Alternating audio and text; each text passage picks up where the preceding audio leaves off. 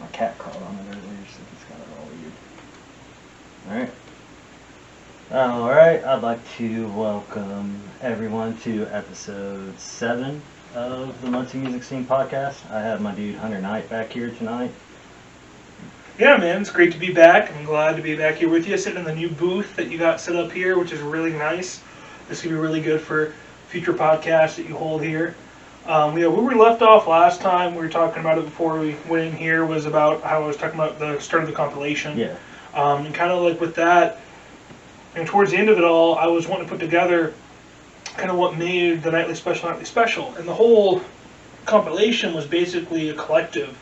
I paid local artists and people I knew to design the artwork on the CDs. So like the Counterculture Jukebox, which is what I came up with, Nightly Special Presents the Counterculture Jukebox, was designed by Dylan Richard, who played in Dictionary Scene and a bunch of other bands from Anderson. And then Emily Doty, a friend of mine who lives in Nashville, artist, she designed every single disc. So with Sharpie, she designed all of the CDs. So each CD made 50.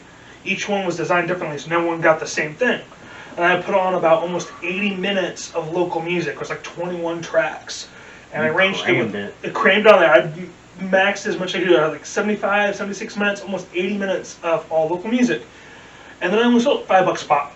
Yeah, so I was just trying to get people for 20 tracks. Yeah, 21 tracks. Insane, trying to get that out so people can hear, these local musics. And I set out the whole track list, basically how I would play music on the show. So I'd always start out, like if my parents were listening or people that, weren't really into like real heavy stuff, I start out with like a little bit of pop, like rock, get into like towards the end like super heavy stuff. Yeah. And just kind of like going that way. And then so I started the CD, and some of the transitions of just some of the cuts I got from the bands. Because I had to ask every single band if they want to be a part of this, and like what track you want me to play, or like they you pick. Some of the tracks fade in together really well. At the end of the first track, it was Timothy Miles. He was from Nashville. He played at the Muncie Music Fest, the last one basically, before they quit doing it. I got his contact information. It slides in well to Nicholas and Files' track that comes on after that, which is really awesome how it kind of fades in together with that. And it kind of has these smooth transitions without really being planned, which was nice. I get the CDs, I got them all together, and I went to Be Here Now for my show that night and sold some. I sold like 20 there that night. I sold out CDs in about a week and a half. I remember I picked one up from you at Yard. Yep, that's when you were doing, you were at work and I picked up some stuff from you, from your paintings. And that was a really cool collective together of having everybody there to kind of sell their artwork and things like that. And the CD, I was really glad I did it. It's kind of like a signing off to with being like towards the end of my time with the Nightly Special. It was the year before it ended, I do believe. It was like after the first year. There's so much progression with it that I wanted to kind of get something out there. And I still would love to possibly do something else with it, like doing another compilation or putting together all the music I have archived. I have hundreds and hundreds of music from bands from Romania, Australia, California, here, all over Indiana, and all over the States, really, that I could put in a compilation. So I'm thinking, like, it'd be cool to put some of that on, like, a playlist or, like, a comp I can put on Spotify or something people could stream, and do some, like, just digital platform styles. Bandcamp, man. That'd be a good way to do that, too. I never put the Nightly Special on Bandcamp. Kind of surprised it didn't. I just didn't really think I had at the time. Because with doing the show, I was going to school full-time, working a job part-time, running an advertising club. I was in that group. I was one of the board members or something at the time for AF, or advertising club, and I was doing all that and schoolwork and doing a radio show that takes like 20 hours or more a week. And I'm amazed that I had the time to do what I did and kind of like create what I created with the show, which I'm glad it turned out the way it did. And then kind of after I left the show, after did the compilation, did my kind of like, I did a quiet kind of like sign off as my last show. I didn't really promote it a whole lot, just kind of like do a nice little sign off. After the Nightly Special ended, the Impact, even until this day, I have bands messaging me about how to get interviewed, how to come on the Nightly Special, or how this, and that, like, hey, can you play my tracks? And I'll send them different directions. I'll send bands, like if they want to come to Muncie, I'll send them to Be Here Now, or I'll tell them, contact Windbrain Productions. Not quite Muncie anymore, so it's like just more other house shows kind of doing their own thing. The Sauna's still kind of a thing, so I know, tell them go contact them, or like get people involved. Yeah. So I always kind of helped out, kind of putting people in that direction with that. But it was great what happened with it, with the show, and I think it's super cool. I remember when it ended, I went on to go be event planner at the winery I currently work at now. The manager, the head of it all, Barry, gives me a call, and he was trying to get me to come back to do the show. And we were talking about it. Oh, I want you back. I want you to do your show. And I said, well, I can find your replacement. And he's like, no, I want you. I'm like, okay, but I can't. And I said, I got tied on with this. Well, they offered me the assistant manager position of WCRD at the time. But it's just like, it's a non-for-profit, it's an organization, so you don't get paid for your time. It would have been a great experience. I would love to do it, but I just, with having that job and still going to school, I couldn't do. That's a lot of time to try to make in a day. It is. And something I really wish I considered doing. I don't regret not taking the position, because I really love where I'm at now with running these events, because I basically took what I loved for music and kind of went up the totem pole, so to speak, with like doing house shows to now like booking stuff for like a real venue. You're good. Oh, you're good. It was being weird for a second. As you're looking at something. But no, I just transitioned all that over was really great, and going to school my last year, house shows were really booming. People were going to house shows more than they were basically going to bars at some point.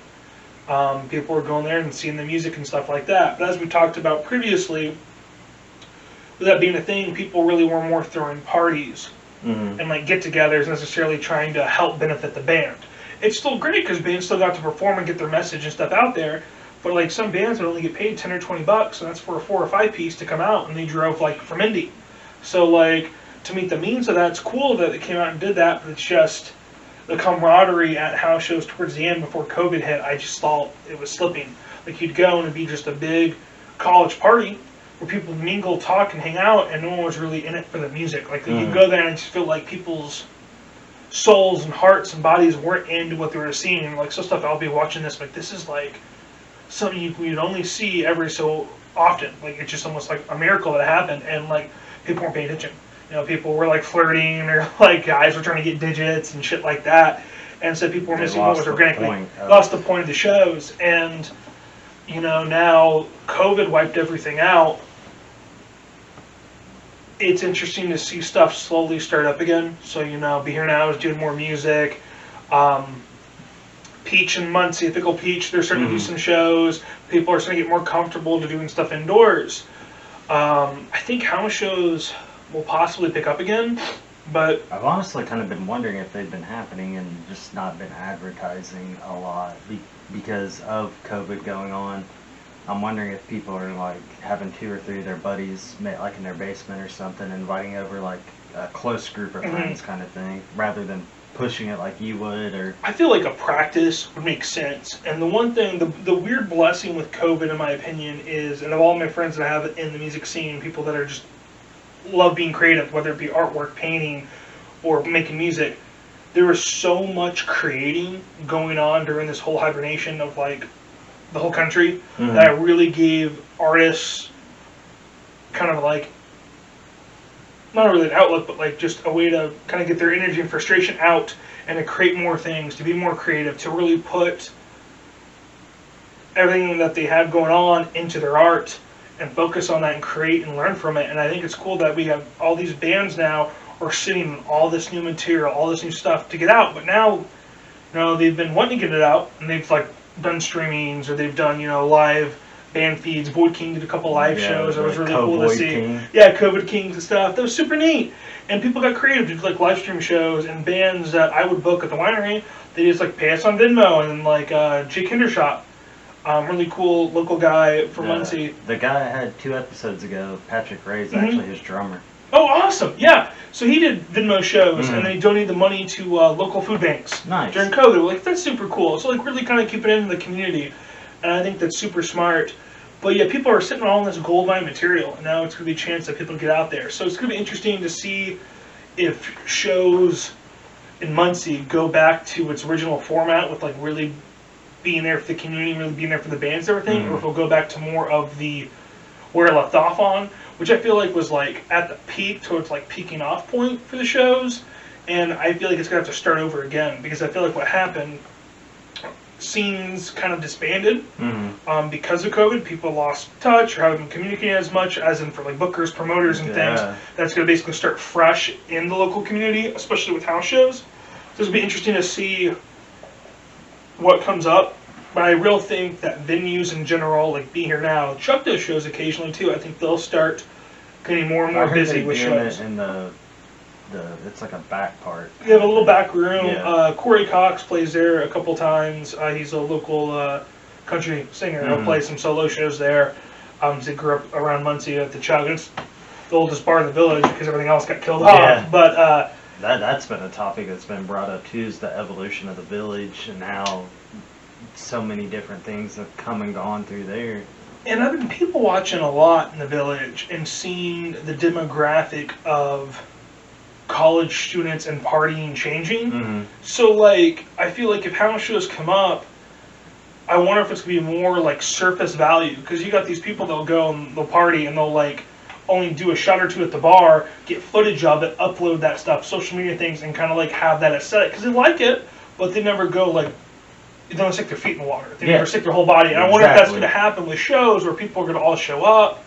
And then COVID's turned everything even more to social media based. Maybe, like you were saying, they're going to show up, take a selfie, maybe a video. Leave, so to speak, like that, and then come and go. Which you'll have probably people coming and going. And if you have that kind of happening, I feel like for those that aren't good at monitoring a door, like I talked before, when you run a door, you're going to be a stickler about it. You've got to make sure everyone pays. Even if it's a band's guy's girlfriend, I mean, they need to pay because we're supporting this community, making sure, I want the guys to come back and do a show. I want bands to feel a little prosperous, or at least, have 30 to 50 bucks in their pocket, enough to get a little bit of booze or some food. And, I would always provide beer, water if they're of age.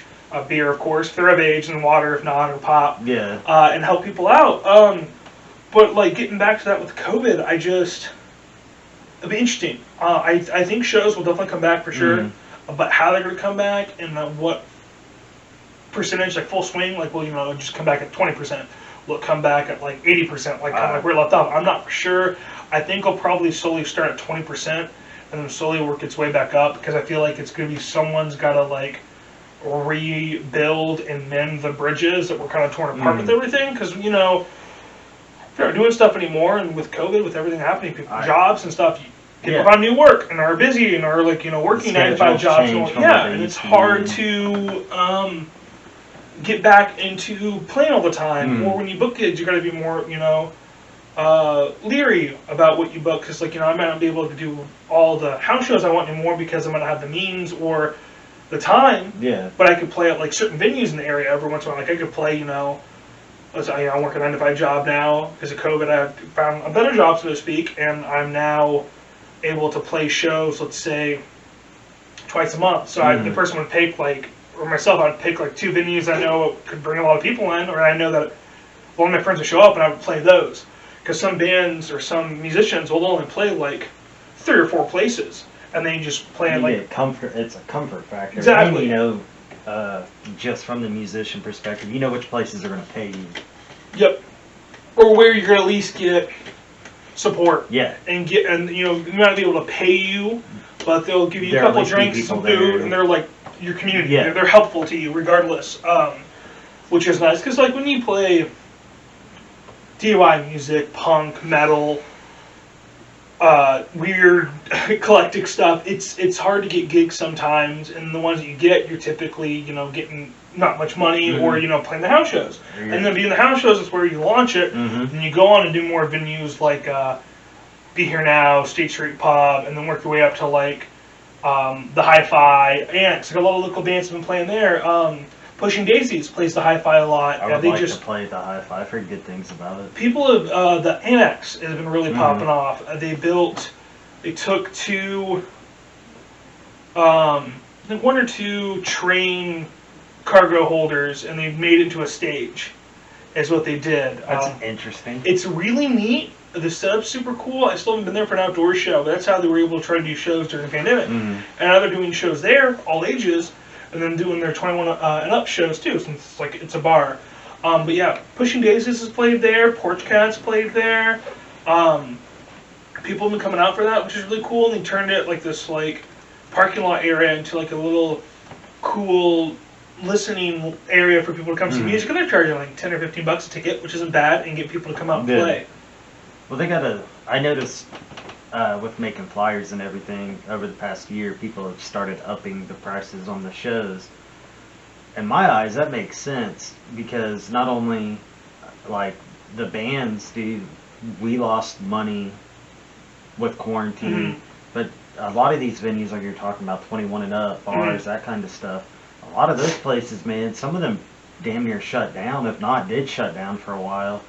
And I can understand if they're like, hey, you guys charge $10 at the door, but we get a cut of that. Like, I'm not going to downplay a business trying to recoup some of its losses, but that's also giving us a place to play and still paying us. Oh no, for sure. And going around being a booker now and booking for a bar, for like a venue, certain places, and a lot of places like in Indy or even Be Here Now, they'll do a cut of the door, and then they will take that percentage, and the band gets the other half or something like that. Like we don't do at the place I work at, the winery. Our show's typically free. We don't charge for our shows. But other places that would, it's like the band gets 70% of the door, and then you get 30%. Yeah. And you make what you make on drinks, so to speak. And that's what a lot of places do.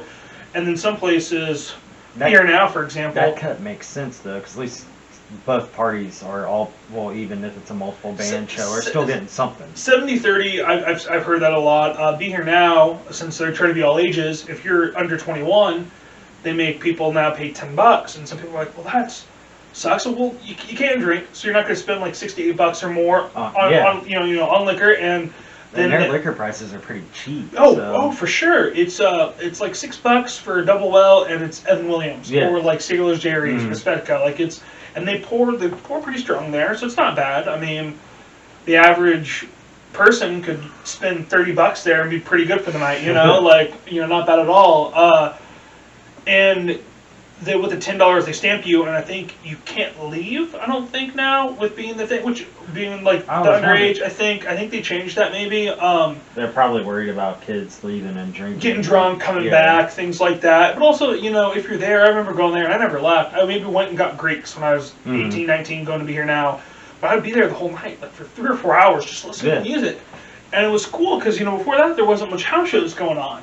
My first kind of house show was in Indy with Jordan Smith, stuff with him. But in Muncie, the first kind of house show experience I had, in quotations, was Village Green Records, doing the Back to School Bash, which I saw you guys perform there. Yep. Yeah. And then and that was really cool, and I really hope Travis, Village Green Records, hopefully starts doing shows again eventually, because right there is that prime location that you get passerbyers, you got music on, let's go take a look, let's take a minute, see what's going on. I feel like that kind of stuff will begin to blossom as well.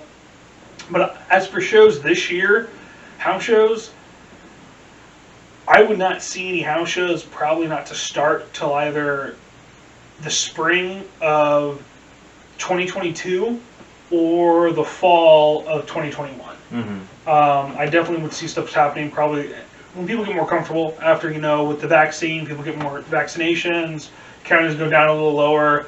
And with being house shows, the space is what gets a lot of people, is the concern. So I could see Village Green Records maybe being the first to do something because it's outside. Yeah. And then people that have enough space can maybe do shows outside. I think doing acoustic shows outside in your patio would be really cool. If you got a decent sized yard, but around housing, not a lot of people don't have that big of a yard. One of the shows you were going to play at when we moved to the guy Aaron Davis house, they had a patio that was really cool. You could fit like 30, 40 people on their back patio, and it's had privacy fence. Where we were going to do the show with you guys, we moved to the house.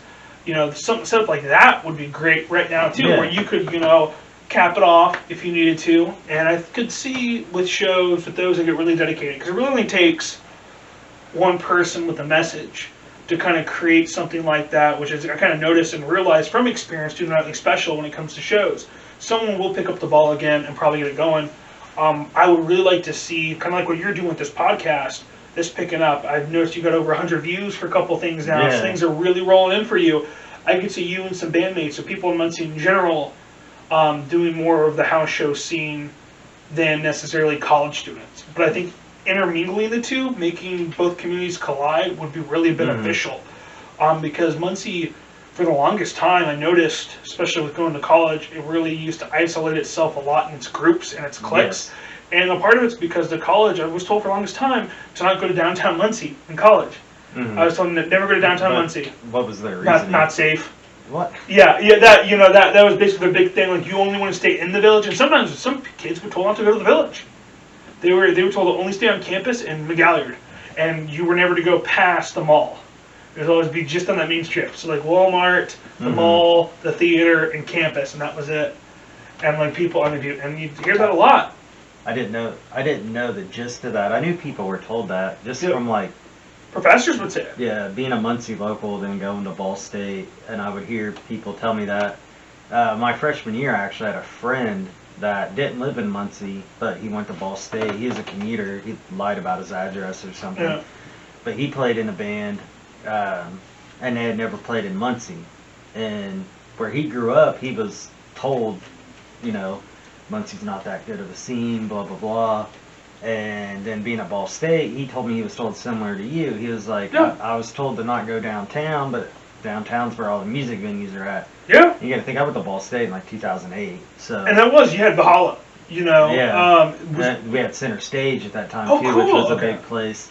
And then there was an upstairs one, for the life of me, I can't remember the name of it. But and all three of those were really good places to play. And when he told me that, and I was playing in a band at the time too, and I was like, how about you guys play with me? You know me, we've had 2 classes together now, we've hung out, like, you see for yourself, and then judge from there. He told me those were 2 of the best shows that his band had ever played, most money they had made. Yeah. And he just was like, it changed my whole perspective on Muncie, and he was like, and he told me later on down the road that he tried to tell people that, like, Muncie's not that bad. I don't understand why they have this stigma, but it's a good place to play. And he played there after we graduated. He continued playing here, and I mean, he doesn't play music now. He's a family man, but he continued playing, and he says he wouldn't even have thought to play Muncie if it wasn't for me. Muncie gets the same stigma as Anderson gets. Anderson, man, I still currently live there. It's got some new stuff coming up that could be really prosperous if run correctly. Yeah. Businesses and things can flourish. New thing can come out of it for sure. But as for like playing for like DIY bands and like guys like punk rock, it's like far and few between in Anderson for venues as far as concerned. We'll have more cover acts and things that we'll play occasionally. But, Anderson, Muncie both got, the meth aesthetic. People just, view meth and, like, they focus on poverty and things like that. And people, when they focus on those 2 things and those 2 areas, people get kind of elitist and classist a little bit in the things. And then when it comes to you go to school here and, you were kind of grew up in more of a middle to upper middle class, you go to Ball State, and then you see basically this melting pot of all these different cultures and seeing locals and stuff on campus. Because, like, in a sense, Muncie kind of reminds me of Anderson a little bit if Anderson had a public college. And, the college, Ball State really helped a lot with getting more businesses and stuff to Muncie for sure. Yeah. But the local scene has thrived. A lot of good local businesses, places to eat, venues, things like that. But when I came and noticed that diversion, what you're talking about with your friend, it's literally, Muncie's like a 2-sided coin or 2-faced. Because, like, for a while, the inclusion of downtown and Ball State, or like locals in Ball State, was just like, there wasn't much. You couldn't really fuse the 2 together.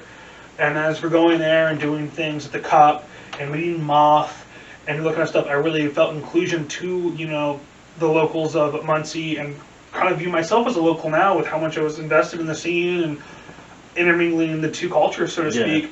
And it's great. And more and more people are kind of branching out now.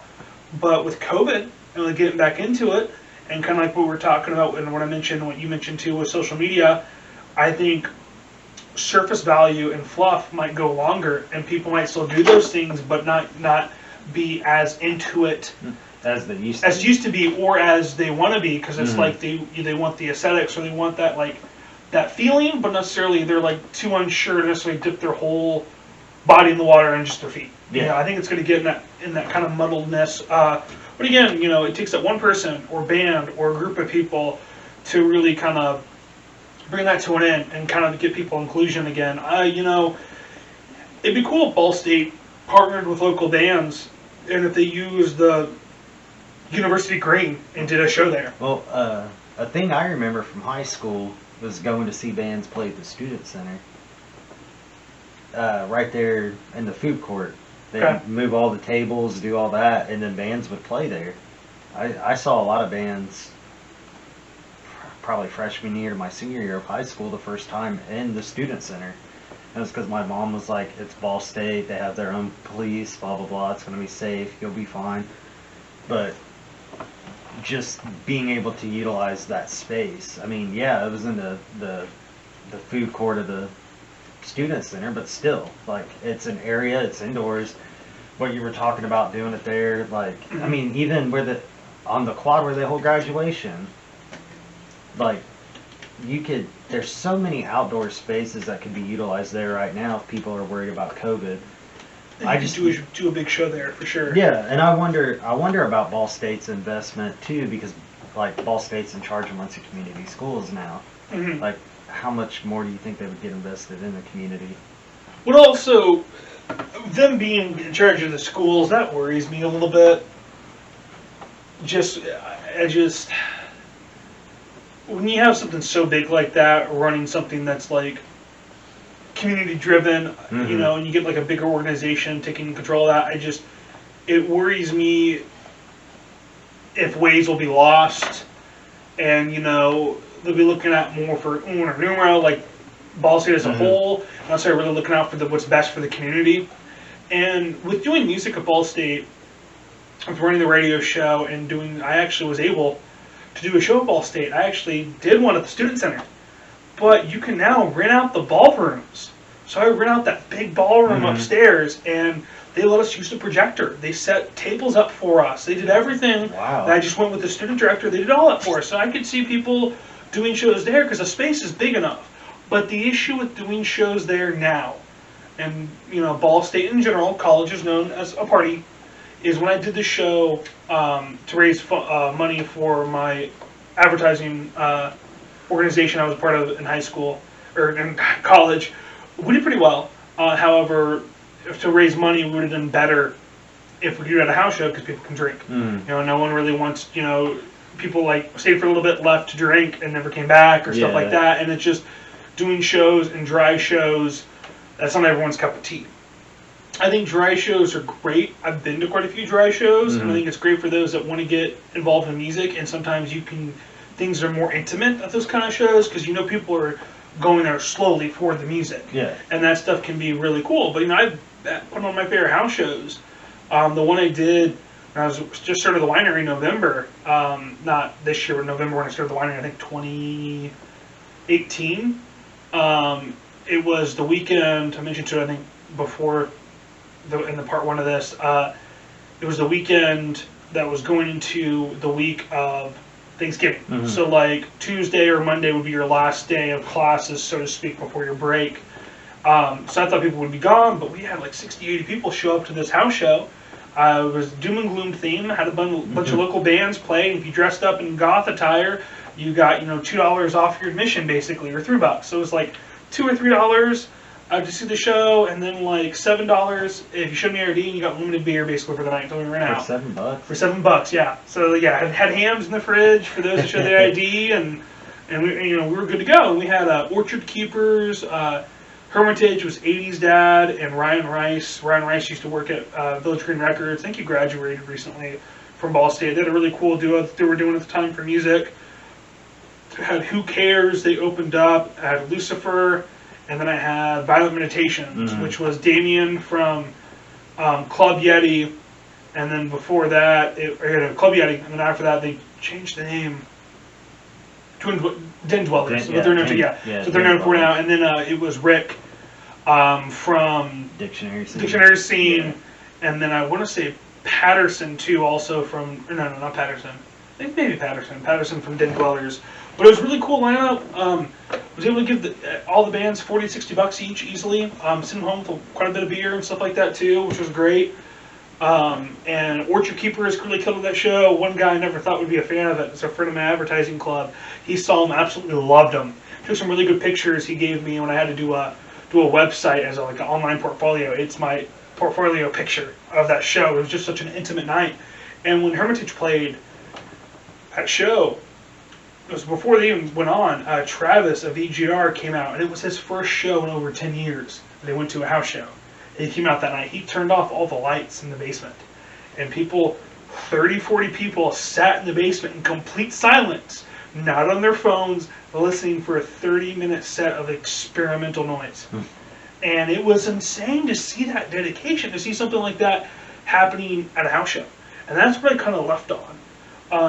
Doing something like that really made me happy. And seeing that, the scene is in good hands, or like good stuff can come out of it. Well, I saw a couple house shows when I left college, and towards the end of my senior year, and I was, noticing deterioration in the people not running door, hearing bands not getting paid, people just treating more like a party, which, have a good time, for sure. It can be a party, but at the same time, you want to respect people, you want to make sure bands get paid, you want to make sure people are treated well. Just make sure it's a safe environment. Because some people, from shows have had issues where environment they did not feel safe in.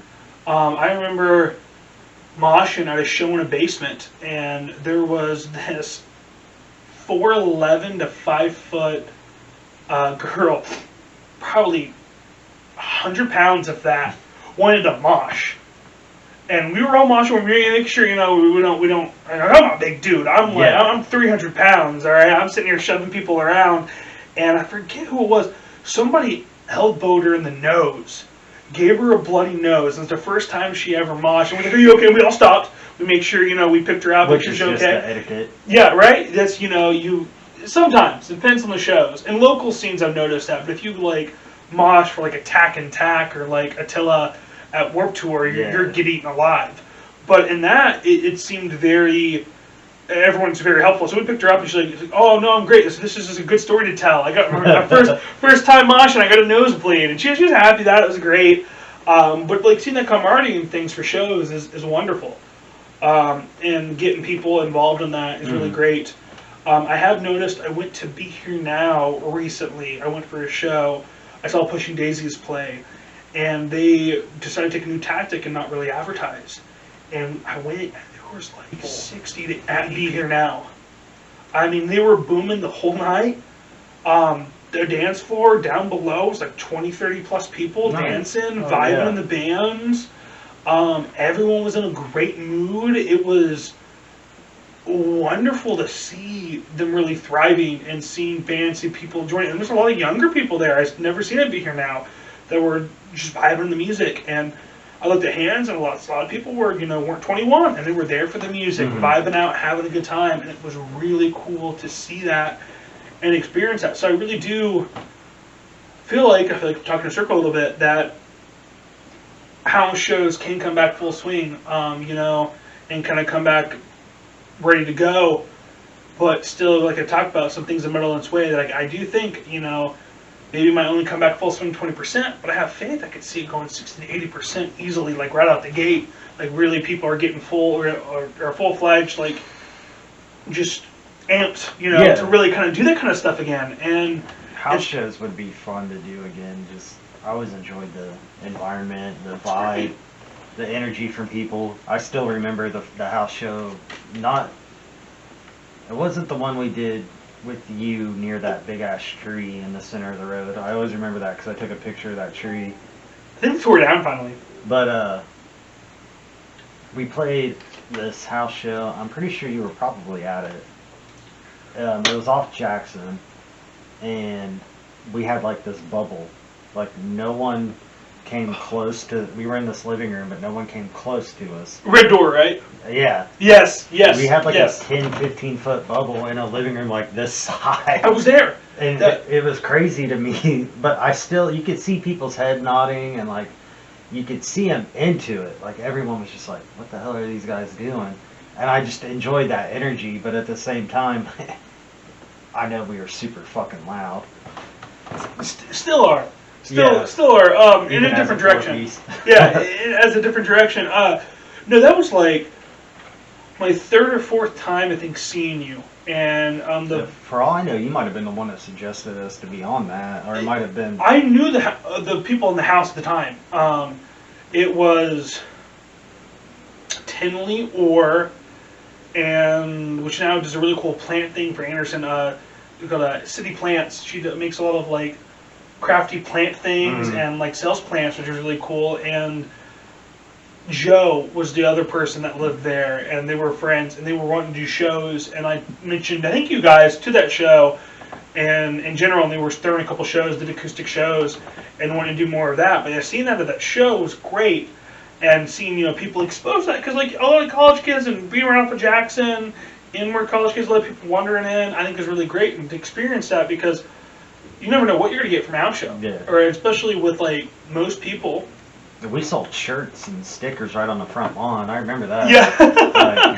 Like, just people being interested in the band name even before we were playing. It's a great, Cocaine Culture, like that's a culture. That's a great band name. Yeah. Like, it's going to get people intrigued. Especially I remember the shirts you had before was only like a razor blade with Cocaine Culture on it. And it said it was made in Muncie, and on the back it said "I am scum." Yep. Yeah. I remember those. When Sean was actually helping me bring up the bench we're sitting in now, he was wearing one of those shirts, and he got it before he was in the band. And I was just, he was walking in front of me up the stairs, and I was just like, God, I miss that shirt. Like, Guys can always bring it back. I don't know what we're gonna do now. Like going off track with merch and talking about the band. Cody and I, Cody's our new vocalist. We've talked about some ideas. I set into the performance before we recorded the part one of this, and it was. If those haven't heard it, it's like a 180 change, and it's super cool. Like look out for you guys when you perform it next. It's gonna be super neat. Our first show back actually is in Fort Wayne. Oh, awesome! At the Brass Rail? No, I actually want to play there. Let me pull it up real quick. Haven't you guys played the Brass Rail? We were booked to play there last April. That's what I saw. Because I know Indian Old School's played there, Yeah, and a couple of bands I think Pushing Daisies, Porch Cat. I'm pretty sure we were supposed to play with Pushing Daisies. That'd be interesting. Our first show back's August 7th. It's at a place called the Ruin in Fort Wayne. I've heard of it. It's a bar. Obviously we haven't played there yet, but we're trying to have like merch and CDs and shit like that available by then. But tying it back into the merch thing, man, like we're trying to come up with designs and shit now. Like Clifton, Cody, and I have been coming up with stuff, but I don't know what's sticking yet. That's like, if you look at our social media, man, I've posted like 15 probably different logos. We finally came up with one to use for flyers, but we don't know how it'll translate on shirts, so we're like still in the in-between. We finally just came up with a name for our new EP that we're going to start recording here in like 3 weeks, which that fucking took forever. But like you said, dude, it's a complete like 180 on everything, so we're trying to take things a little bit more serious, but at the same time still keep that fun, like, family aspect that we have between us. You guys have a great brotherly camaraderie with the group, and you've known each other forever, it seems like. I've known Clifton for 18 years now. He actually figured that out, I think it was like Monday or Tuesday. I commented something on Facebook. It was like one of those random things that comes up. The memories or some shit, it was like, tag your longest friend or whatever that's still your friend, and I tagged him, and he was like, 18 years, man. I was like, damn. I didn't realize I'd known him that long. No, but it's interesting to see what you guys have done over COVID. You know, hearing the stuff, hearing the couple tracks, or the couple songs you played for me, it still has like that shoegaze kind of riffs to it, but you put that spin with the kind of whole metal aspect, and it's super great to see. So, like, you know, riffing off that is all these bands are sitting on this new material, playing this new stuff, and I feel like once people feel comfortable, you know, I think people are going to jump on the wagon for shows. Maybe not house shows right away, but like Be Here Now more, or like venues like Valhalla, things that are like bigger. And with Valhalla, with the whole ownership switching, is Valhalla still Valhalla? They're still gonna do shows and things like that? I talked to Chris, he's the sound guy / manager of the place. Okay. This week, I can't remember what day, but I messaged him and was like, hey dude, I haven't talked to you in fucking over a year. Like, it's weird, because I used to go to Valhalla Weekly just to hang out, just because I enjoyed the vibe, and then I always, share a couple whiskeys with Chris. He's a good dude. I've known that guy for a long time too, and I asked him about shows, and the first show that they're going to do is in June. It's at the end of June, and then he told me that they're going to gauge after that, and I asked him about us being able to book in August, because a big thing we like being able to do is book birthday shows. Yeah. We like to celebrate each other. I think that was a birthday show that I saw that night. It probably was. That was Skeleton Lounge, you guys. I think it was a birthday show, Yep. And I asked him about August, because Clifton and Sean's birthdays are within a couple days of each other, and then Cody's is the beginning of September, so we're just three-way birthday bash kind of thing. And he told me he would get in touch with me. But the fact that they're saying they're doing their first show back in June gives me hope that that place is going to start doing more. I obviously know Be Here Now is they're treading in the water. They're doing stuff. It's going well. I mean, like that show went. I might swing by tonight, maybe and take a peek and see what's going on if they got anything. But it's doing well. But Valhalla's like strictly indoors, and Be Here Now is 2 levels. You got the outback patio and stuff too. I mean, it's very spacious. Valhalla, it's big, like height wise, but going in, it's kind of average, but it's deep, which is nice. I think once they kick off in June, I think waiting that long is smart. But once they get going and they get in rhythm, I do think it'd be cool if they got more consistent with their shows, because I know they would always do shows every so often. Like I couldn't like just wander into Valhalla and be like, oh, show night, or like I should go to that, because they know there's always gonna be a show. Like Be Here Now, if you go on a Friday or Saturday, you're usually running into a show at Be Here Now, which is awesome. You can always expect live music on these times. But Valhalla, I always felt like was inconsistent. The struggle with that, and knowing Chris and knowing Stan for a very long time, and being a person that I ran shows there for once a month for a year, and knowing what you're saying with how they interpreted it, it ties into the fact, and I think we may have talked about this on the other one, I'm not sure. I haven't listened to it all the way through. I kind of skimmed it to critique it and cut it and do things like that. People bitching about paying $3 or $5 to get in. We did not talk about this. I think we've talked about it before. I think we've talked about it like in general. We didn't talk about it for the show. A big thing we ran into at Valhalla was people not wanting to pay $3 or $5 to get in. So the bar would lose business because we're having to turn people away at the door because they're not wanting to pay the entry to pay the bands. Even if it's $3 for 5 bands, the bands aren't going to make much anyway. No. But people would still complain about that. And then when you tie in, Muncie has a big metal scene. I mean, if you look at some of the episodes I've done on this, a lot of them are metalheads. Oh, for sure. And it's crazy that there's not more going on around here with it. A lot of Muncie bands play outside of Muncie. Yeah. And, when they do a show in Muncie, usually Water Bowl is when they see metal shows, they get a good turnout for it, which is great. The thing with Valhalla, though, is that $3 to $5. If the metalheads are coming in, if you have the metal bands playing, a lot of their normal crowd doesn't like coming in when metal bands are playing. And then the issue that has been brought up to me... That cracks me up because it's totally a metal bar vibe. I know. Totally biker metal bar. Totally that vibe. And then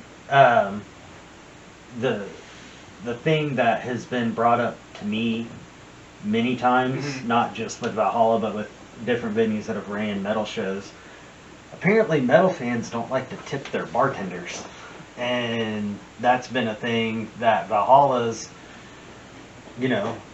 as in any bar should be. It should be very bartender oriented. making sure that your bartenders are, you know, they have a good night, Yeah. especially on a busy night. And the stigma that comes with, hey, we're throwing a 3-band show and it's all metal bands. You get bartenders that'll refuse to work those nights because they're like, I'm not going to make shit that night. Why should I work this? I get that. And that's the struggle that Valhalla's had, is the inconsistency with shows comes with the inconsistency of the crowds. And then also people not wanting to pay door, and then the people that pay door don't drink, or if they drink, they don't tip.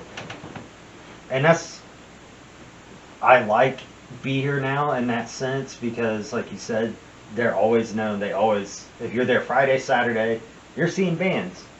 Thursdays for a while got really big Yeah. because it was penny pitchers, and then you get craft beer for a penny, and then people, you know, you pay like a $5 cover charge, and you see live music, and there are bands and stuff played, which is great.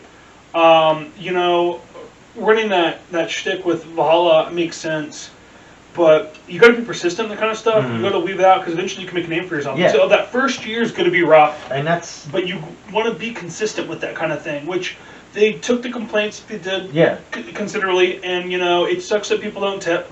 I've bartended. You have that. Same. You know, my big thing when I go out drinking, I will tip $1 a drink.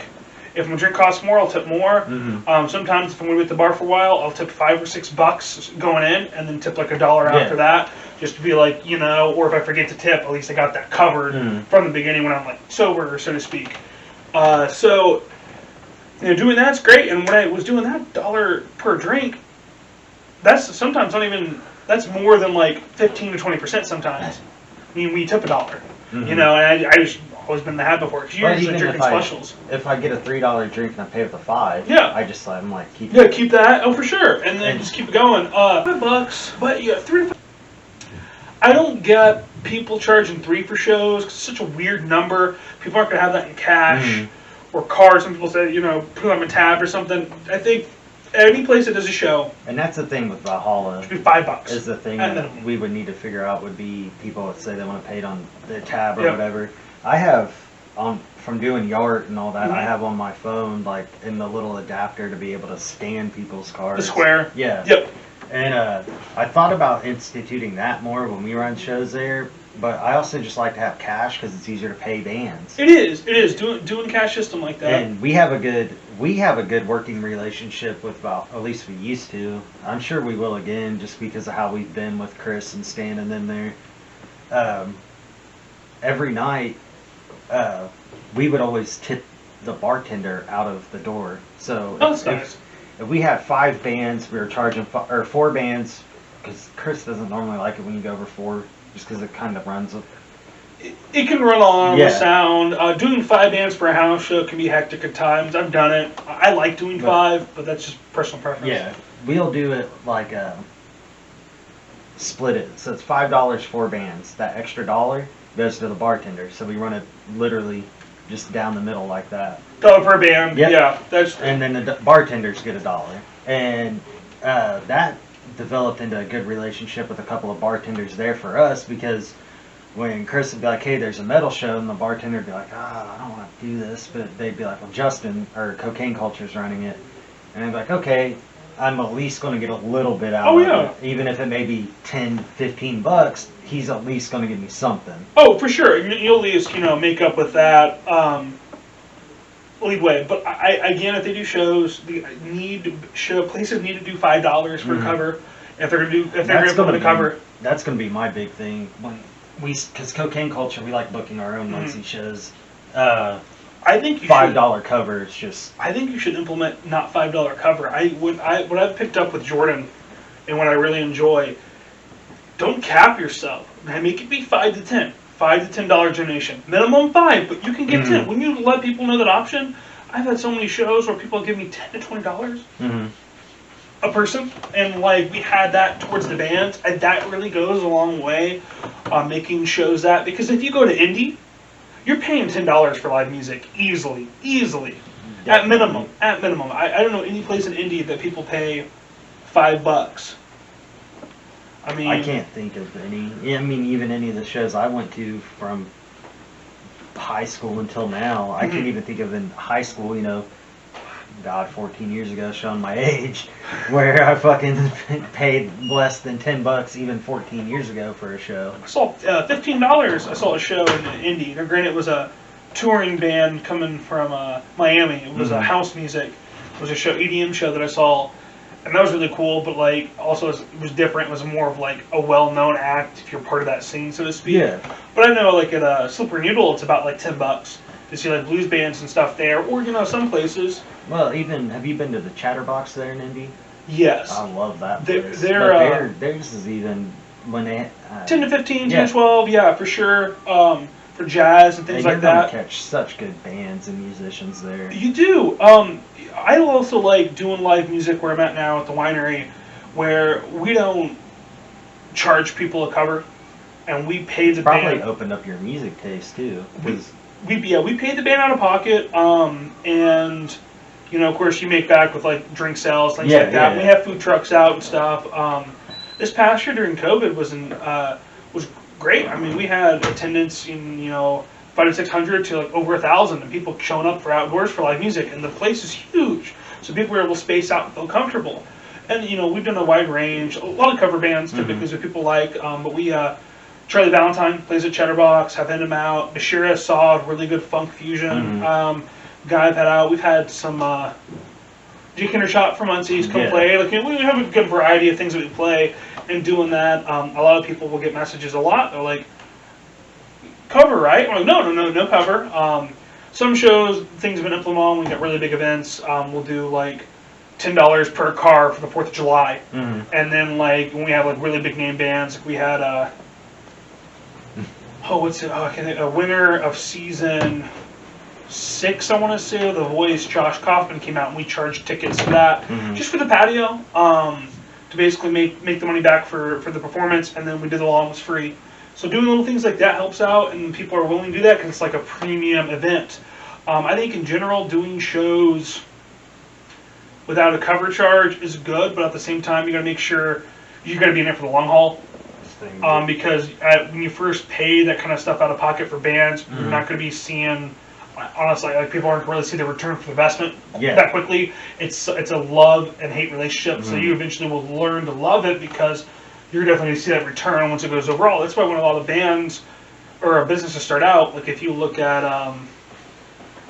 Kettle Top in Anderson, for example, they have live music. They do a lot of like solo artists, and you typically solo artists charge about $25 to $50 an hour. So you're looking at $75 to $150 for performance. That's not bad if you get 30, 40 people in the bar and they stay pretty much for the whole time of the performance. That's a good return. But like, let's say doing that and you're paying this band that's $500 to come out and do a 3-hour show, and not to know what to expect the return investment on that value gets to the point where you're like, do I really want to sink that much into a business or that much into a band? And that's why covers are a great thing, because people implement the covers, and it does a really good job. Sure he can get in and out. Oh, you're good. Covers do a really good job of that, of like having basically your insurance. So like that way, bands are getting paid, you're getting a cut if you do a door fee, and that makes a lot of sense too. And do you guys do a door fee? We don't. As I was saying, we don't do door fees. It's free to the public unless we. I meant if you have the door. What we were talking about earlier, the split, like 70-30 or whatever. No, we pay the bands their full amount. We don't do splits. We pay up front typically. That's what it goes with that. And the 70-30 split, you see that with like bigger venues or. I think Rathskeller might do that in Indy. They have like really big name cover bands, bands that like really strong merit, that they'll cost like $3 or $4 grand for the band to come out, and they'll do like $10 to $15 for the door. And I could see that being a split, but they might take a little bit of door. Or some places, I could see if they have that much people, they would come out and drink, because Rathskeller's got some really good drinks, and they do food too. They have a good array of food that they might just give it all to the band. So that just kind of depends. But being a door like that, typically it's a 70-30 split. What I've seen, what I've worked with, or well seen, because I haven't really worked. I kind of split before. I usually I'm given a budget, and I book within the budget, so to speak. So that's usually how it goes. Having a budget like that probably helps. It probably makes everything a lot easier. Having a budget to book is really nice, because because you kind of know what to go for, what you can maybe reach for. It's like, this is our budget, could you work on this budget? And a lot of bands can, which is great. Mm-hmm. And then you get that out, and then you get exposed people to so much more different music. And what I've liked working there, I've gotten to experiment and have different bands come out. We had Joshua Powell play a couple times, and having that kind of like psychedelic rock come out and play at a winery, which when you think winery, you think, 40 to 55 plus year old white women going out to drinking wine, but we get such a more diverse crowd with their live music, and we get an array of people coming out. During COVID, and even before that, once I started working there, we've gotten a lot of college kids. There's people from Ball State coming over to Middletown, Indiana, and coming out and listening to music and stuff, and it's really cool seeing that shift. And we booked like younger bands. I got a band coming out, Lisa Frank and the Trapper Keepers. They're a 90s alternative rock band. They play 90s alternative music, and they come out. The name sounds familiar, actually. You've probably met. Do you know Chris Huntley? Vaguely. He like, used to play. He used to play in the Black Recluse. That. And then he also plays in Fucked Out Brains. Okay. Yep, and that's his more current project. Fucked Out Brains. But he does the music pretty much, I think, all around, and he pays bills with doing covers. And he does that, just solo stuff, just like 90s solo, and then he does his cover band, and he does Fucked Out Brains. Black Recluse was a thing. That's what I originally met him as. Back when I was just going to shows, like 19 years old, that's when I first met him, when he played at the Burdock House. And that was really cool to see that. And then I got in touch with them and asked them to come out, and they played last year, and a lot of people loved it. And we're getting more of a demographic of people in their, 20s to 40s, or late 20s to 40s that, grew up listening to 90s music. Yeah. And that's cool that people came out, a lot of people knew the songs. We had a group of older people that came out, probably in their 60s, and they were line dancing to Weezer, and it was hilarious. It was so cute. But they were line dancing to 90s punk and alternative music, and it was great. And seeing that we were able to get away with that, and we had a different crowd than we normally do, which was awesome. And we'll have bands, Still Loon and the Satellites. Really good, fun, very energetic cover band will come out, and we'll have thousands of people showing for that. Well, if you're still working there in 10 years, I'll let you know. I haven't informed you of this, but Sean and I have a 10-year plan. Okay. He's younger than me, so when he turns 40, I'll be like 43. Okay. When he turns 40, we're stopping original music. He's switching to vocals. We're getting a drummer, and we're doing a cover band. And that's all it's going to be. Do you know what kind of genre yet? Not yet. But that's the end goal. I mean, covers, you believe it or not, it's where you make your money. We have bands that come out that play original music, and what I love, they know how to work the crowd, and they'll play, anywhere from 5 to 10 plus of their originals into their cover mix, and sometimes they get a good response, but if they do original, they'll do a cover that everyone knows after that, bring people in, you know.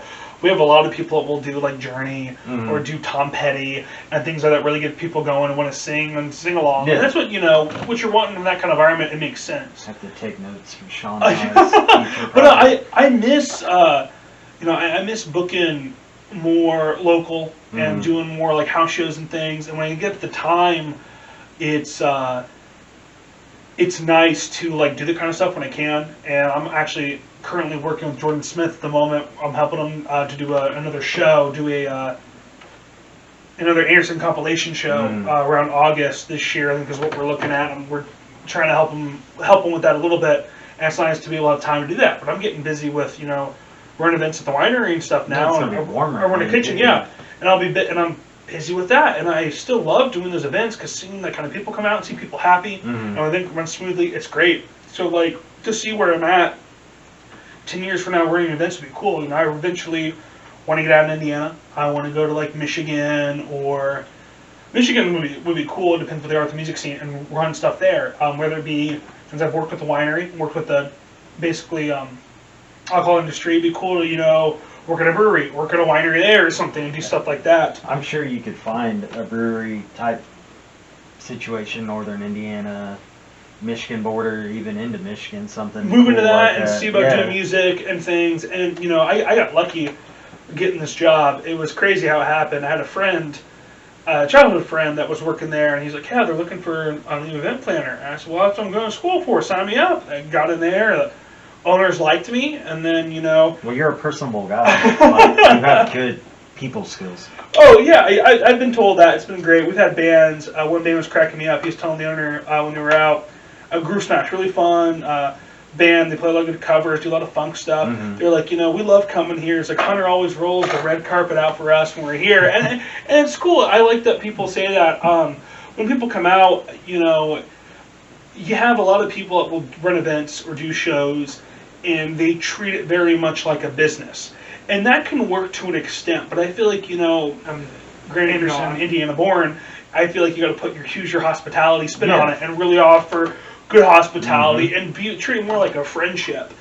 You can be cut and dry all you want, and that's fine, but you're not really going to have that great bond or that unity there with someone unless, you put your own heart and soul to it and really, pour it out to them and let them know. And we're here for you, not just for music, but I have some bands, they'll just shoot me a message, like, "Hey, how's it going?" I'm like, "It's going good," and we'll talk a little bit, and then we'll get down to business or something. Like, "Yeah, looking," they're like, "I want to, come play, this date. Do you have anything available?" Like, "Oh yeah, we might," or take a look. But yeah, we'll check up on each other and stuff, and it's great. And bands come, we'll talk a little bit, and after the show, we'll, me and my boss will go up to him. We're like, "It's great. You guys are really good playing this, and that, and like, what got into music?" And we'll just chat for a minute. Sometimes we stayed over an hour just chatting to one of the bands. And it's really great to kind of be personal with that and get that. And I feel like having that personable approach with that, and with being at my field now for career is an event. I feel like I got that really with house shows and got that with the nightly special. I definitely think so. I mean, I haven't talked to you in probably a year, if not longer, and then I hit you up about this, and then it was, it was like no time had gone between us kind of thing. Oh, for sure. And I get that a lot with conversations. Definitely can kind of pick up that kind of stuff and kind of roll with it. But as for the nightly special and things going, I really have noticed the impact of the show, and it's great that I saw people making their 1% count and forming a unity to jumpstart a better community, as those are the taglines of the show. And I feel like with this COVID endeavor and everything going on with that, I definitely can see a future for Muncie house shows, and I can definitely see things really flourish. But again, it's just not going to just happen. And it can feel organically, but you gotta be that person to go out and make those connections, make that move. And that's if you're free, I could see your band doing it. And if you guys are very personable, I could see you guys launching shows again and doing stuff like that. It's funny to hear someone call us personable. I understand where that comes from, but no, you guys, when it's something you love, when we like someone, and when you like someone, it's the scene you're in. You're gonna give it that extra step. And even if you guys are just doing metal shows, if you ever want to mix up with other genres, I still know local bands. Hit me up. I can send stuff your way. Dude, I would still love to play with like Den Dwellers or Violent Meditations or Indian Old School. Den Dwellers is hit or miss with shows. Damien has a kid, so now kind of moving on to dad. They're still trying to play when they can. Indian Old School is still kicking, doing shows. Violent Meditations is still a thing from here and there. That's another one of Damien's bands, so it's kind of hit or miss on him with that, depending. But they're still up to play shows. A lot of people are still doing it. Another venue that's really cool you should check out sometime is Healer. Yeah, we played there once. Okay, that's right. Okay. Parker got us on that show. Yep. And that's a cool place. But I think things are going to turn around once people feel comfortable. But again, people got to make that initiative, and I feel like that's the biggest thing. Like, you can't just kind of like pussyfoot around about it. You got to make the jump into that. That's been a big thing that's been said in like my past 6 episodes, asking about like what's the advice like after COVID, and everyone's like, you got to put in the work. And they're like not saying like me specifically. They're like, you guys got to rebuild the scene. Like, that's the thing, and that's what Muncie's gone through years. I mean, Muncie has been a drought for music because it's like every couple of years or so, somebody rebuilds the scene again, which is great.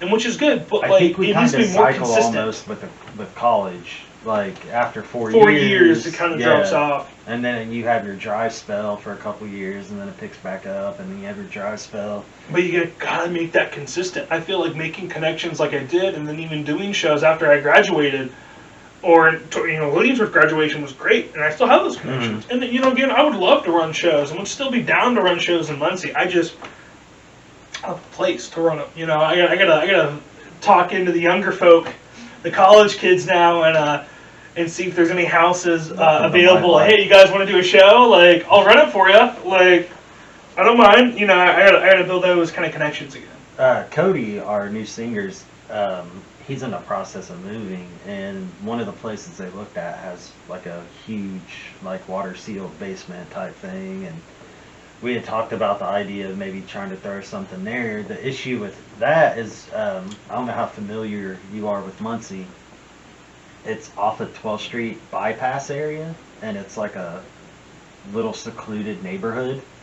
So trying to get people to know exactly where it is. It's in like a cul-de-sac type thing. Oh, okay. I've been to shows and that. I'm not sure what you're talking about here in Muncie, but I've been to shows in cul-de-sacs or where's no parking, and we had to park at like a church and walk like a quarter of a mile to the show. That's the issue. It's like one of those housing additions that was built somewhere. Okay. And then and getting people there was the concern, because it looked like he showed us pictures. That'd be confusing. Yeah. It looked like a decent setup. You probably fit 30, 40 people comfortably. And there was a back entrance to the basement, so you didn't have to worry about people coming through his house, kind of thing. But what about parking though? That's the thing. Yeah, that's usually a big deal. Just explaining to people where it is, because I have a friend that lives in the same neighborhood. I get lost every time I go to his damn house, and I'm from Muncie. But yeah, you just house shows, COVID, all that. My biggest concern as a musician going forward, especially with our genre change and just kind of starting over, is getting people back involved again, and getting people to understand where we're at as a band, but also getting people to understand where we're at as a scene, which is part of the reason I wanted to start doing this podcast, was to like shed some light on what's going on in Muncie. I mean, the guy I had on last weekend, Dave Dalton, dude's been playing since 1987. Oh, wow.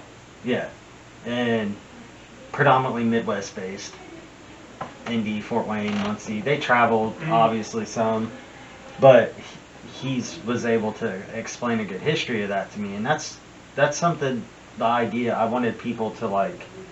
Sorry about my smoke. Oh, you're good. I wanted people to get the history so they could see, like, yeah, we're going through a pandemic and a quarantine and different things, but it's there. It's possible. You just have to, like you said, you got to put that foot forward. You got to do it. I mean, you can't, like, as I said, you can't pussyfoot around about it. You got to put one foot in front of the other and just kind of go at it. If you got that idea, don't beat yourself up about it. Don't think it's stupid. Go for it. Find people with common interests that they can talk to about, or like, just go up to local bands. Just like, I want to start doing shows. I don't have a place. I'd like to find a place, or like, I want to help book you guys at places. Like, how can I do that? Like, just start conversations, or better yet, just make friends. I mean, you don't have to just go right off the bat and make it a business proposition. Yeah. Just be like, dude, that set was amazing. When you guys plan next? Become a groupie, see the regular shows, kind of do stuff like that. I mean, with Indian Old School, for the longest time, I had the band mom title, and I was Indian Old School's band mom, and they would come by my apartment in Muncie before a show, or Parker. I'd feed them, we'd hang out, make sure they're good, give them a place to stay, stuff like that, and go see their show. I mean, I've probably seen Indian Old School like 10 plus times easily.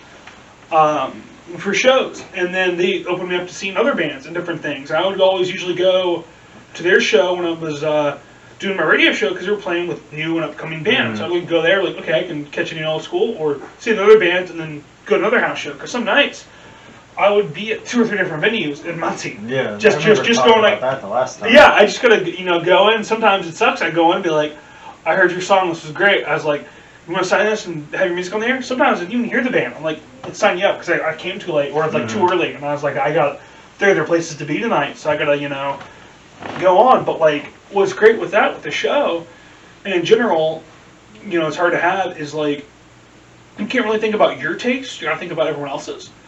And when I was doing the show, I didn't want to just play like just what I liked. I wanted to play what all local music I could get my hands on. And I think, when you're going out there and wanting to have your foot in the scene, even though something, it might not be your cup of tea, it can still lead you to what you want to be with it. Like let's say, you're not the biggest metal person, let's say somebody is, but they only see metal shows because that's what's been available in Muncie. Be like, do you guys know any other bands? Or like, you might know, this band, have them play with metal bands. I think having bands play with other metal bands that's not metal is great, because you get this weird fusion of crowds, which is really cool to see. And then also, the camaraderie in the metal scene, I feel like, is more stable than camaraderie in scenes outside of that, because like, a lot of what I've noticed in the music thing, bridges can get burned pretty easily, and things can be a lot of petty rivalries and things like that, where people get butthurt over things.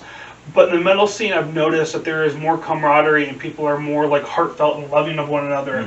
And it always cracks me up, because people get people are like, oh, it's metal, they're like Satanists, devil worshippers, and all this shit. I'm like, they're really nice people. Like you got to be honest here. Like, we shared a story on a couple episodes ago. The guy that I told you was the drummer from Jake Hendershot's band.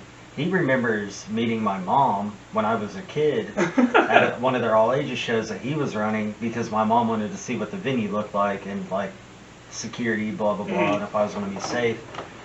And I still talk to this dude. That was 17 years ago, and he's still someone I talk to on a regular basis. I still consider him a friend, and that comes into your camaraderie thing. A lot of the people that I am bringing on this, obviously I've been friends with. I do at my house, so I want it to be people I trust. Oh yeah, for sure. But a thing I noticed growing up in the metal scene was what you were saying. We were friends. The camaraderie of it all. The only thing that knocked me out of the scene was back when cocaine culture did start. Zach, and myself were all three metal musicians. Everything started getting a little too competitive. I can see that. That's the thing that, in my opinion, drives the scene down. You're not here to compete with each other. You're here to help each other. And that's when cocaine culture was heavy, but we weren't metal. And getting introduced to an entirely different scene of bands, and like meeting you, I wouldn't have met you if it wasn't for cocaine culture, and Jordan and Parker and Damien. Because we met first, and then I kind of brought you in with like Jordan shows or something, and went into that, and then I met you guys when you were really first starting out. A little after that was with Tom and Victoria in the group. And when you had a really totally different sound than what you've developed over the years. But seeing that, you can't compete. You can't try to one-up each other in things. You gotta like stay together. And what I've always tried to do, I try to be friends with everybody in the scene. Same. That's the biggest thing. I've heard stuff from other people where somebody was skimming off the door and pocketing it. I told you about that before in the last show. We've heard stuff like that. I think we've talked about that before. I still want that to do shows and things, and I just let people know, like, this might happen, or like, don't expect much or something. When I went to the show, I'd make sure I tip, like, not tip, but pay $10, $15 for the show, make sure people get paid, things like that, or I'll give it to the band. The best thing to do is go buy something. If they have something, buy it directly from them. Always buy merch, too. I would usually do that and buy, like, $10 worth from each band or something like that, for sure. But that kind of stuff, like, helps out a lot. And, being that, that person, like, doing that thing might go against your own ethics, but, like, you still don't want to, like, harass them or bash them for it. You could talk to them privately, be like, that's not cool, don't do that kind of thing. But don't, like, ban them from the community or isolate yourself from being a part of that, because they're still trying to expose bands and still trying to make things going. And that's the biggest thing, you want to try to keep things afloat. And if you have issues with somebody's ethics or, a big thing I've seen in shows, a lot of people that have like that, harassers. You definitely want to handle it in a mature manner, in a responsible manner, and handle those issues up front. I think going on social media, that I've seen what a lot of people do, and slander on social media stuff, especially when the scene is so tightly wound or tightly woven. It's better to talk to those individuals. I feel like head on in person and have a conversation like that, because getting on that way, it just, social media in general opens up a can of worms. It's great for promoting. It's helped out house shows immensely. It's helped out normal booking shows for local bands immensely. But in general, I think it's better to have communication face to face or phone call or like if you need to text, but like at least be direct with that person. Yeah, and a lot can get lost in social media. People can misinterpret what's going on. I always prefer, rather than having a social media confrontation with someone, just talk to them. Oh yeah, meet for sure. in person or do something like. Grab a coffee. Phone calls go a long way. You can tell more about a situation or how a person's feeling with face, like eye to eye, like. And going back to what you were talking about earlier with post-COVID, like, I feel some of our stuff is going to get lost because people are just more worried. COVID sent everyone into a social media frenzy, and I worry going forward about the face-to-face aspect, because going into what you're talking about too, with meeting bands and making those connections, a lot of that is from going to the shows or having a drink with the band at the bar or just, there's a lot of worries and concerns going forward, but I have hope, which is weird to say because that's not something I would normally like. It's a great thing to have, and that's something you never want to lose. I've seen over the couple, I guess it's been half a decade, a little more. I guess I've been invested in the scene now. Actually, wait, no. 7 years? Yeah, around 7 years. 7 to 8 years I've been in the scene. I've seen a lot of people lose hope in it, and it's sad because even if you have very little, it goes a long way, and it really helps with the scene. So you never want to lose hope where your roots are at or where your heart is for it to be better for the community. You always want to pursue that and push it even further. If you're having trouble with it, talk to some friends, talk to a bandmate, or talk to somebody that you that's still keeping it going and still thriving. I know a lot of people have told me when I'm talking, you got so much ambition, you got so much hope for the scene. I love that. It's contagious. And people would say that, and we leave the conversation. They're like, I'm going to go do this or things like that. And when you have those that you can feed off of, or those that can help you with that contact, because that's the biggest thing. You don't want to lose hope, especially now. Where with COVID, it's going to be make or break for the music scene. And there's so much work that they've invested during the whole pandemic and during this year of isolation. Yeah. Music that needs to get out there. And it's been getting out there on Bandcamp, on Spotify, on live streams. But to hear the new stuff be performed in front of you at a show, whether it be a house show or an outdoor venue, would be amazing to see. And I think that's where we're going to be at. And again, it's going to be make or break.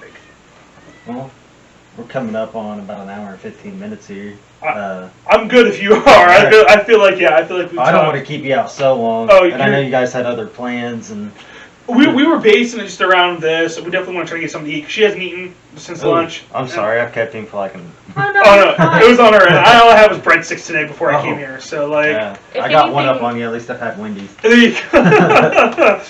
Anything you want to add in before?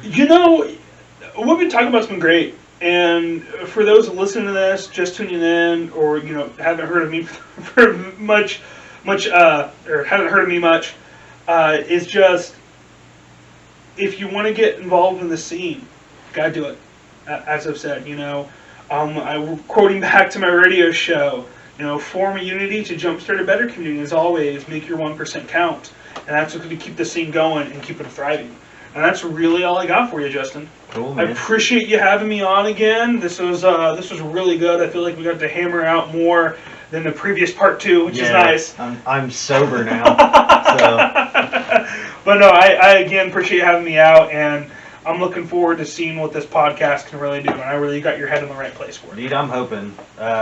You might know my next guy. He runs sound there. Be here now, Matt Foy. Yes, I am excited about that. Well, my goal, to go off on a tangent probably for a couple more minutes. Sorry, didn't mean to. You're fine. Go right ahead. No, by all means, I'm listening. He's been here, I think he told me 17 years, something like that. He's been performing around here. I grew up in the metal scene.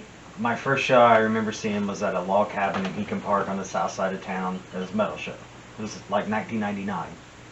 grew up on the metal scene. A lot of my guests have been metal bands, which don't get me wrong, that's great. They're like icons to me. Brian's talking to us. I wanted to get someone that's been here a long time, but that isn't. I wanted to branch my genre, like just like diversity in shows, like going to live shows. I also wanted to make this diverse, which is part of the reason I want to get. I had you on here. I wanted to get Indian Old School on here. I'm having Graham Watson, who did the Muncie Music Fest. That was such an amazing thing. Graham did such a good job. Graham's coming on the show. I got a guy who is the promoter for the local wrestling DCCW. Oh, that'd be cool. He's coming. I'm not. I want it to be history, but I also want it to be present and future based, and I just want to. I want to bring more light and positivity, and just give people a chance to express themselves, tell their stories, but also give them a chance to just be heard on a different platform. Oh, for sure, yeah. And doing that, you're hitting all the right things. You're really branching yourself out more and interviewing all different things, and it's really great to bring all different kinds of genres. And I even had a Nathan, I think it was life's name for me. He would run a big metal show at Water Bowl. I think he did stuff for they call him Nad. Yeah. I interviewed him on the show as a promoter on Nightly Special, and it was great just having that aspect. So I think talking to a wrestling promoter, and you love wrestling, having that kind of aspect too with the get the little guy with us. you got the little guy. I think it's great doing that, and it's going to get you more perspectives. And also with like wrestle promotion now, they have a lot of live music at wrestling events too, which is something you can go off of as well. Before I actually met him because I was a wrestler growing up, and then when I started playing, Doesn't surprise me. I loved wrestling. Loved it. I was just talking to my girlfriend about it the other night. Sometimes I go off on tangents and I can talk about it for hours. He was real into like high school sports, being real helpful, like fundraising, doing the parent stuff, like making sure we had everything needed. And then when I started playing music, I found out he also used to promote shows. And I would go to see his shows because my mom knew who he was because of wrestling. Oh, that's and cool. my mom was like, Terry's there, you're fine. Like, I know you're good. I trust him. It's all good. And then him branching from running shows to running the wrestling shows, like, it'll be a good guy to have around here too. I mean, plus he was promoting shows in the early 2000s, so he's going to have some history himself, and he's going to be able to talk about wrestling and do all that. And like I said, going forward, I want to increase the diversity and bring in like promoters like yourself or someone that like did radio shows, Graham with the Muncie Music Fest. That's really cool. Like I said, I want to try to get Indian Old School from Anderson. I've been talking to Parker about it. The brothers agreed to it. Now we just got to agree on a date. I have one that I haven't announced yet. It's on that board, but the camera can't see it. Only you and I can. Okay. It's the First After Waiting On. It's a label. Okay. Oh, okay. Yeah. I've been in contact with the founder and runner of the label. We're actually working on scheduling a Skype call and doing like a video interview because he doesn't want to travel because he hasn't been vaccinated yet. So that'll be an interesting one. I don't want to drop that one yet because it hasn't been fully confirmed. If that's the thing I'm thinking of, that's gonna be really cool. Yeah, Okay. It hasn't been fully confirmed yet. Okay. And then the guy Sean, his name's Sean Tatman. He's one of my best friends. Known him for years. He does like black metal, grindcore, things like that.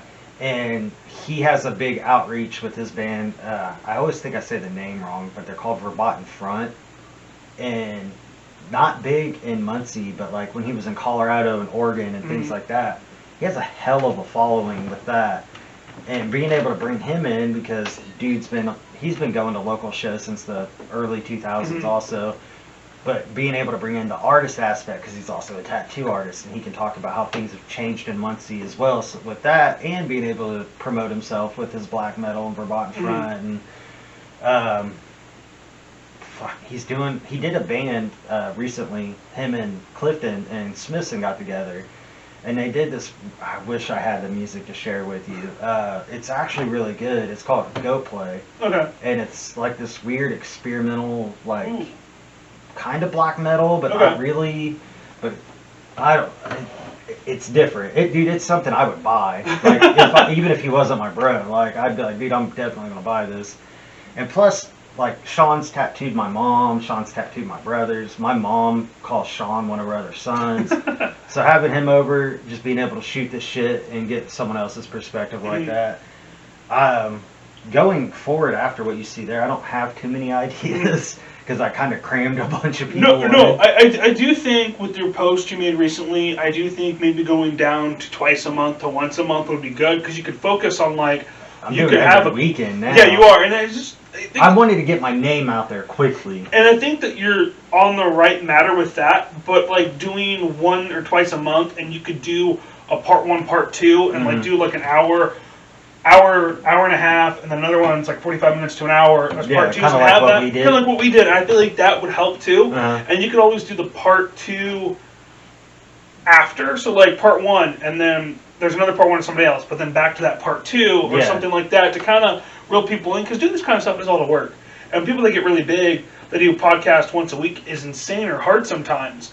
Some people do it just twice a month, and I feel like doing that and then eventually, or branching out to that, or even starting with that, you're doing great now because you're going to be up to like 10 or 12 episodes before long easily because you're pumping stuff out. You're my 7th. Oh yeah. Part 2 7th, so that's 8, 9, 10, 11, 12. I could be up to 15 if all of those pan out. Yeah. Just for my first run.